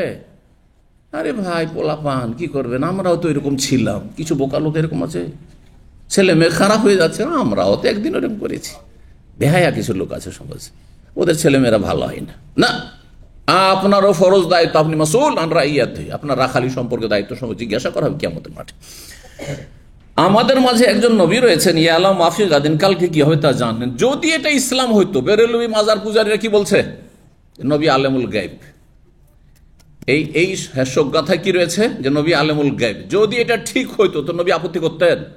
কি বলছেন, ফাকালাস, চট করে বলছেন রাসূল, দাই হাযিহি, এই কথাটি ছেড়ে দাও, এই কথাটি বাদ দাও। ওয়াকুলি বিল্লাযী কুনতা তাকুলিন, বাকি যেই কথাগুলি বলছিলে কবিতায় সেগুলি বলতে থাকো, অন্যান্য গীতগুলি বলতে থাকো, কিন্তু এই অংশটুকু বাদ দিয়ে দাও। জি, 50 নম্বর অধ্যায় বলছে বাবু কাউলিল্লাহি তাআলা, এই অধ্যায় হচ্ছে মহান আল্লাহর বাণী তাফসীর সম্পর্কে। ওয়া আতুন নিসা সাদকাতিহিন্না নেহলা, তোমরা নারীদেরকে তাদের মোহর দিয়ে দাও, নেহলাতান, হ্যাঁ, সন্তুষ্ট চিত্তে, স্বতঃস্ফূর্ত ভাবে। মোহর দেওয়ার ক্ষেত্রে যেন কৃপণতা না আসে, 9-6 না হয়, কাটছাট না হয়, দিচ্ছি দেখা যাবে, থাক ওই শেষখানে মাফ নিয়ে নেব, হ্যাঁ, 1001 টাকা, 501 টাকা, 101 টাকা নগদ, বাকি সব ফাঁকি। এসব দেশীয় বিয়ে আমাদের দেশ, তাই না? জি, এখন কত হয় নগদ? অনেকদিন থেকে এসব বিয়ে শাদী, বেদাতি বিয়ে শাদী দেখিনি, সেই জন্য বলছি। হ্যাঁ, না, নগদ কতটা দেওয়া হয়, আর বাকি যা রাখা হয় তো ফাঁকি। মানে এক সময় ছিল বেজোড় হইতে হবে, এজন্য 1 টাকা বাড়াইতে হবে। হ্যাঁ, 51 টাকা আমরা দেখেছি। কত টাকা নগদ? 51 টাকা নগদ। তারপর 101 টাকা নগদ, একটা আছে, এই যে আছে, আর অল্প স্বল্প এটি নগদ, আর বাকি সব বাকি ধোঁকাবাজি। তো বলছেন আল্লাহ, কি বলছেন, নারীদেরকে বিয়ে করবে তাহলে কি দাও, মোহর দাও, না যৌতুক নাও। ইসলামকে উল্টো করে দিয়েছে। এই জন্য আরবরা যৌতুককে কি বলে জানেন? মাহরে মাকুস মানে উল্টা মোহর, মাকুস মানে আকস, আকস মানে উল্টা। হ্যাঁ, আকসুস স্যার একটা মোখালাফ, এখানে পেনাল্টি গ্রাম আছে। যদি ধরেন এই রাস্তাটা তো অন্য, ওই দিক থেকে আসবেন গাড়ি, যদি এদিক থেকে ঢুকে পড়েন, এটা তো আপনার মোখালাফা গ্রাম আসবে আকসুস সাইর, মানে আপনি রুটের উল্টো দিকে চলেছেন, এত টাকা মোখালাফা। জি, কত টাকা আছে আজকাল? 1000? হ্যাঁ, 3000 আছে। সুবহানাল্লাহ, 1000 ছিল এক সময়, 3000 পৌঁছে গেছে। তার আগে 900 ছিল। আল্লাহ মাফ করুক, আল্লাহ হেফাজত করে এসব অনিষ্ট থেকে। জি, তাড়াহুড়া করবেন না যারা গাড়ি চালাচ্ছেন। তো নারীদেরকে মোহর দেওয়াও দিয়ে বিয়ে করে নিয়ে এসো, এই আয়াতটিতে স্বতঃস্ফূর্তবাদিতে বলা হয়েছে। কয়েকটি আয়াত রয়েছে মোহর সম্পর্কে কোরআনে। আর এক আয়াতে আল্লাহ বলছেন, কি বলছেন তাতে, যে তোমরা ওয়ান তাবতাগু বিআমওয়ালিকুম, তোমরা নারীদেরকে স্ত্রী তলাশ করো তোমাদের ধন সম্পদের বিনিময়ে। পয়সা দিয়ে আসো, মোহর দিয়ে আসো, আর উঠিয়ে নিয়ে আসো। আর এখন বলছেন না, তোমার মেয়ে চাই তোমার ধন সম্পদ সহ। হ্যাঁ, তাবতাগু, হ্যাঁ, নেশা মা আমওয়ালিহা, তাই না? পয়সাও চাই মেয়ের বাবার। আল্লাহু আকবার, এইসব ডাকাতি, দিন দুপুরে ডাকাতি, হারাম কাবিরা গুনাহ। এইরকম বিবাহতে কোনো বরকত নেই, ভালো বিষয়। এই জন্য আজকাল অধিকাংশ লোক অশান্তিতে ভুগছেন যারা বিয়ে শাদী করে ব্যাকগ্রাউন্ডে দেখবেন যে হারাম কাজ করেছেন, হারাম কাজ করেছেন। তওবা করে ফিরে আসেন, সংশোধন করেন। আমাদের এখানে এক ছাত্র ছিল, অনেক ভাইরা ছিল, তরিকুল ইসলাম চিনেন? অনেকে চিনে, পুরাতন ছাত্র, 2008-10 না 12 পর্যন্ত ছিল, না মনে নেই ঠিকভাবে। এমন একটা মাদ্রাসা করেছে, হ্যাঁ, বাংলাদেশ, হ্যাঁ, পাবনা ঈশ্বরদীতে, বুঝতে পেরেছেন? তো সে আমাদের খুব কাছের ছাত্র ছিল, ইসলামিক সেন্টারের একনিষ্ঠ কর্মী। ডিউটি শেষ হলে এসে বসে যেত, সেন্টারে চলে আসতো। মাশাআল্লাহ, কম্পিউটার অনেক কাজ করে দিয়েছে, জাযাকাল্লাহ খায়র। আর মাদ্রাসা করেছে। তো সে যখন গোড়া একটা মযহাবী ছিল, আর মানে বিদাতি ঘরানার ছিল, কথা ঈশ্বরদীতে কোনো আহলে হাদিস ছিল না। তো পাবনাতে আছে, কিন্তু ঈশ্বরদীতে ছিল না। আমি কিন্তু বাংলাদেশে মেলা খবর রাখি, তাই না? জি, কোনখানে আহলে হাদিস জন্মসূত্রে কিছু আছে, কোনখানে নাই, খবর আছে। তো যাই হোক, এখন সব জায়গায় হয়ে গেছে আলহামদুলিল্লাহ, কোরআন হাদিসের অনুসারীরা। তো সে আমাকে এসে বললো যে আমি তো হোন্ডা মোটরসাইকেল নিয়েছি আমার শ্বশুরবাড়ি থেকে, তো কি করব? তাহলে আমি তো তওবা করতে চাই। আমি বললাম, তোমার তওবা হচ্ছে যে তুমি মোটরসাইকেল যদি রাখতে চাও, যত টাকায় মোটরসাইকেল বর্তমান মূল্য, ওই টাকাটা দিয়ে আসো। মানে তোমার পুরাতন না, তুমি ইউজ করেছো, তোমার শ্বশুর তো ইউজ করেনি। সুতরাং নতুন মোটরসাইকেল, এই যেইটা তুমি ইউজ করছো, এইটার এই ব্র্যান্ডের কত টাকা, ওই টাকাটা দিয়ে আসো। না হলে আর একটা করতে পারো, যে মোটরসাইকেলটা দিয়ে চলে আসো, আর তার সাথে যে তোমরা ব্যবহার করার কারণে যেই ঘাটতিটা হয়েছে, সেই পয়সাটা দিয়ে আসো। তো হঠাৎ করে সে দেশে গেল, ছুটিতে গেল, আর যাওয়ার পরে সে তার মোটরসাইকেলটা চালিয়ে গিয়ে, আচ্ছা, তারপর আশ্চর্য, যৌতুক নিয়েছে এই ব্যক্তি, হ্যাঁ, আর সে এখানে থাকে 2 বছর 3 বছর, তারপরে দেশে যায়। আর ওর মোটরসাইকেল আপনার জয়েন্ট ফ্যামিলিতে থাকে, একসাথে মানে কিরকম ভাই, শুধু ভাইদের সাথে না, ওর বাপ চাচারা 5 ভাই একসাথে থাকে। তো এই মোটরসাইকেল কে ব্যবহার করে? তার চাচাতো ভাই। আমি বলে, খুবই ভালো কথা, বিয়ে করলে তুমি, গোনার বোঝা নিয়ে জাহান্নামে যাবে তুমি, হ্যাঁ, আর জালেম তুমি, গোনাগার পাপী তুমি, আর ভোগ করলো তোমার চাচাতো ভাই। আরে তোমার বাবাও যদি করতো, তোমার মাও করতো, তোমার নিজের ভাইটাও করতো, তাও তো মনকে একটা শান্তি দিয়ে, যে গোনা করে জাহান্নামে গিয়ে অন্তত আমার বাপ মার একটু উপকার করলাম, দুনিয়ার তুচ্ছ উপকার, তাই না? আস্তাগফিরুল্লাহ ওয়া আতুবু ইলাইহি।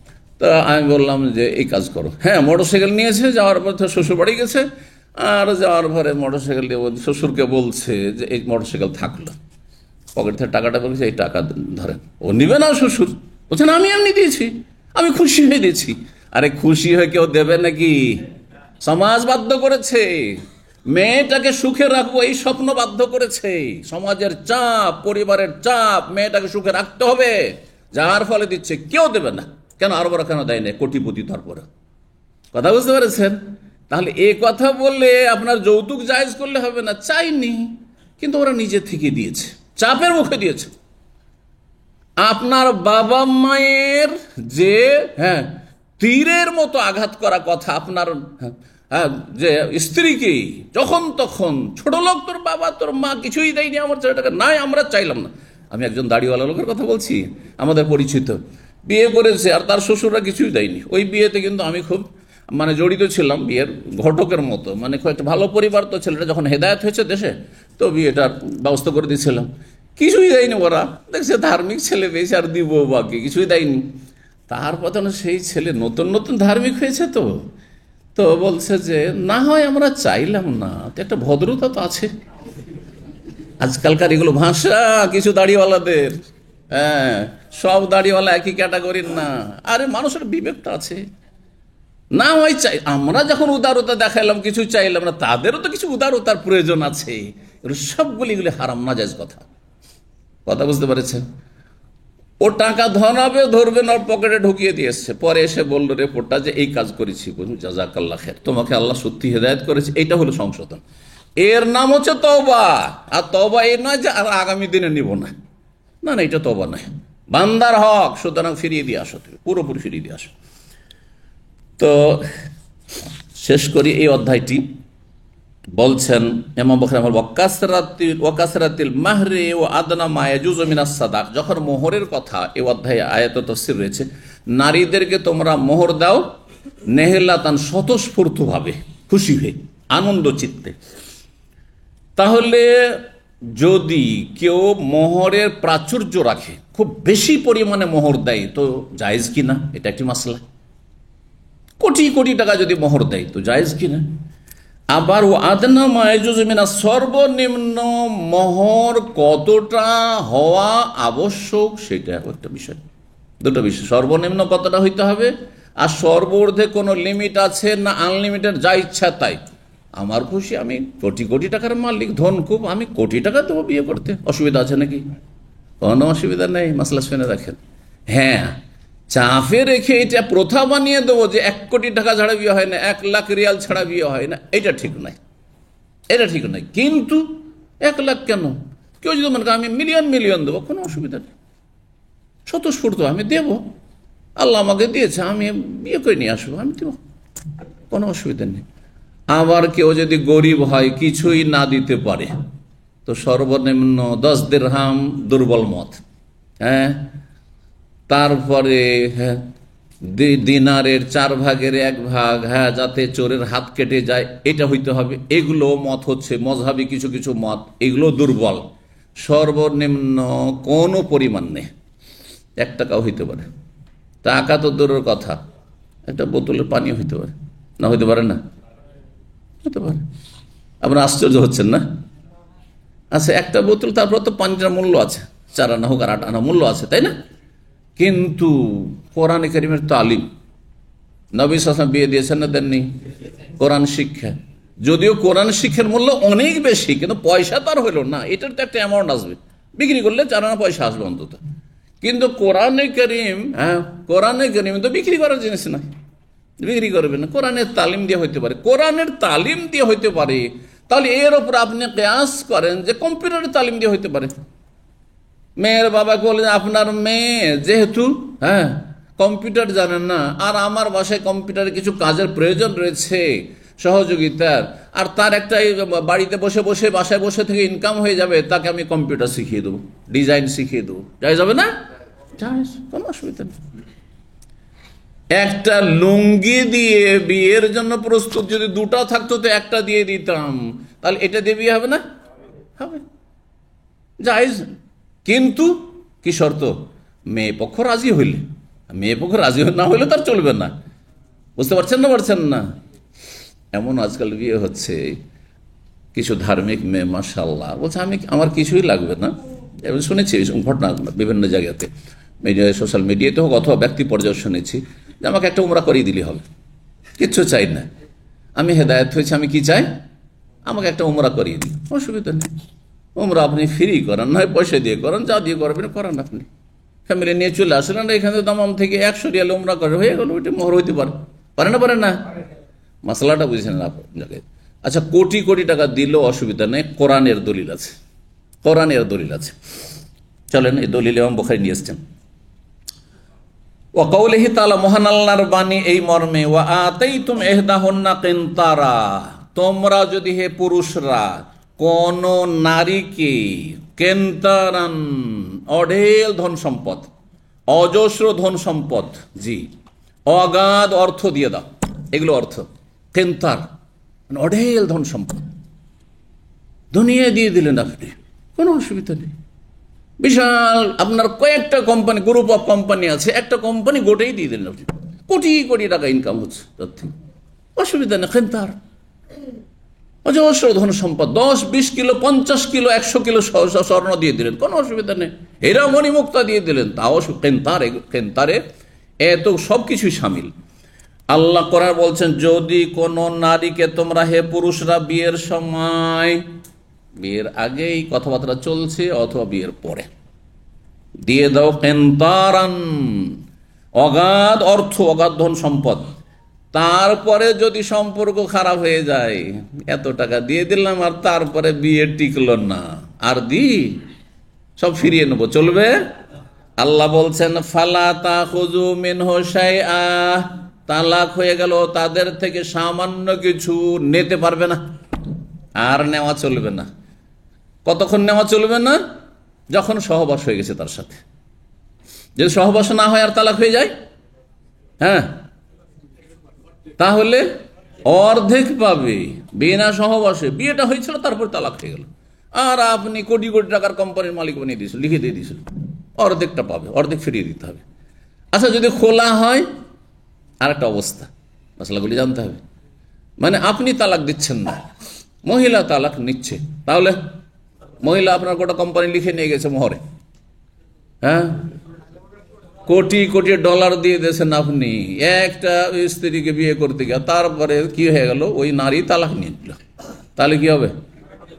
খোলা করলে মোহর ফিরিয়ে দিতে হবে। মোহর কি করতে হবে? ফিরিয়ে দিতে হবে, জি।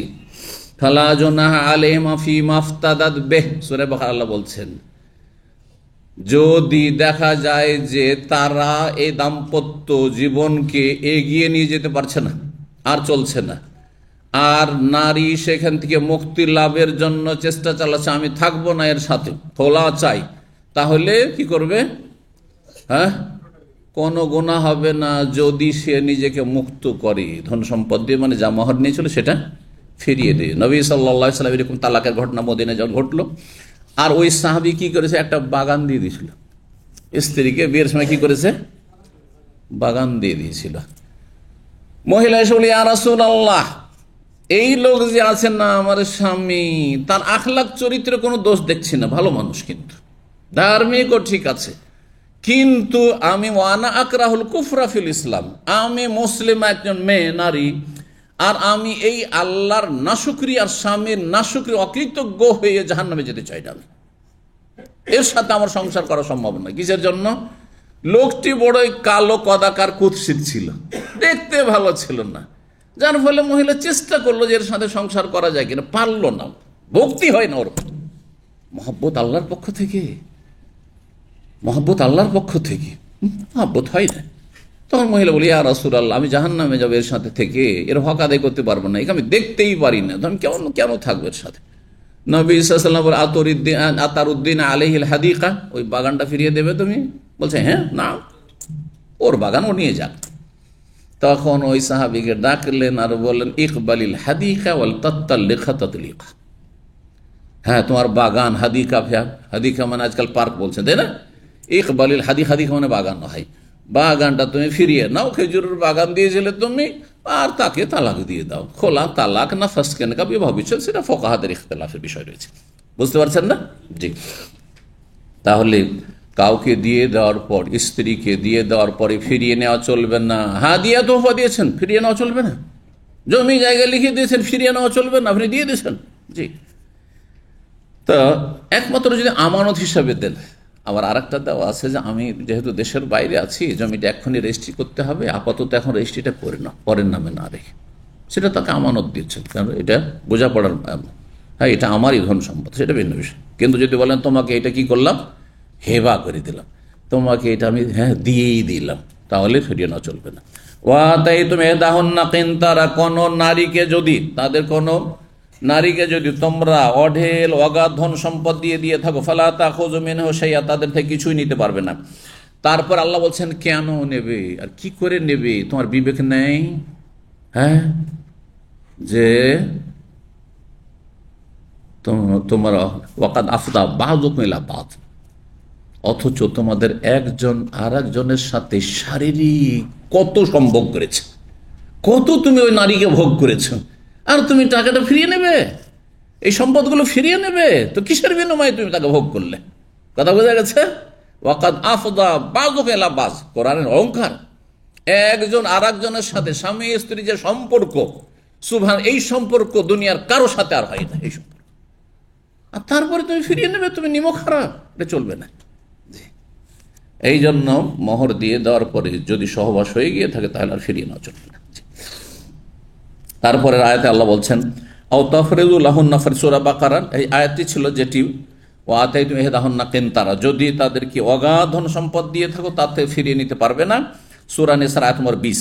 আর সূরা বাকারার 236 নম্বর আয়াতে বলছেন আও তাফরিযু লাহুন্না ফারিয়া, যদি নারীদের জন্য কোনো মোহরের পরিমাণ নির্ধারণ করো, ফরজ কর্ম নির্ধারণ করা। ফরজ দেখেন, ফরজকে ফরজ এই জন্য বলা হয় যে ফরজের পরিমাণ সুনির্ধারিত থাকে, ফরজ আনলিমিটেড থাকে না, নফল আনলিমিটেড। নফল যত নামাজ পড়েন, কিন্তু ফরজ কি আনলিমিটেড আছে? যে আমি আজকে ফ্রি আছি, জোহরের নামাজ আমি ফরজ 50 রাকাত পড়বো, চলবে নাকি?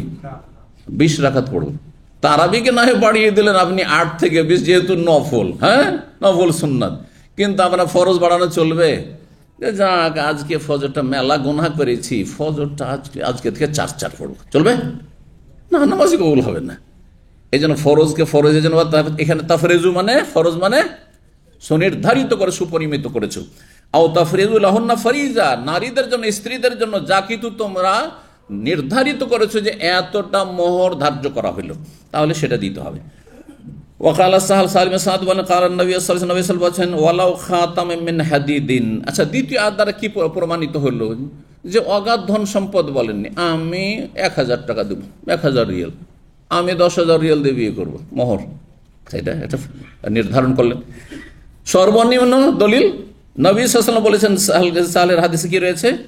ওই লোককে, যে লোক বলেছে ইয়া রাসূলুল্লাহ আপনি যখন বিয়ে করতে চান না তাহলে আমার বিয়েটি দিয়ে দেন এই মেয়েটির সাথে, কি বলেছিলেন?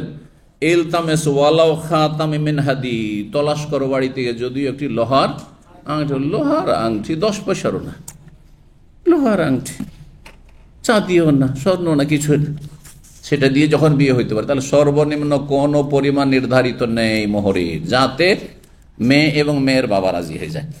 একা মেয়ে রাজি হলে হবে না, কারণ হতে পারে মেরে মেয়ে প্রেমের ফেতনা লিপ্ত হয়েছে, যার ফলে সে আপনাকে চায়, আপনার কিচ্ছু চাই না, ধোকা খেয়ে যাবে, গর্তে পড়ে যাবে। সেই জন্য মেয়ের সাথে মেয়ের বাবা সম্মতি শর্ত, অলির সম্মতি ছাড়া এই মোহরের ক্ষেত্রে শুধু মেয়েকে রাজি করা যথেষ্ট না।